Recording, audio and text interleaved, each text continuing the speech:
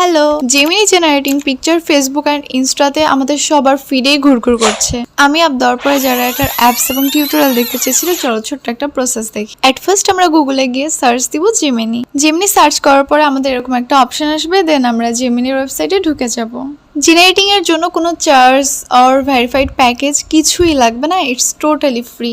এখন আমরা এটা অর্গানাইজেশনের জন্য দিব। বিফোর দ্যাট আমি একটা পিকচার গ্যালারি থেকে সিলেক্ট করে দিব, আমার ব্রাউজার বা গ্যালারির একটা পিকচার তাদেরকে দিব। দেন এখানে একটা টেক্সট দিতে হবে যে আমি এটি কিভাবে অর্গানাইজেশন করতে চাচ্ছি।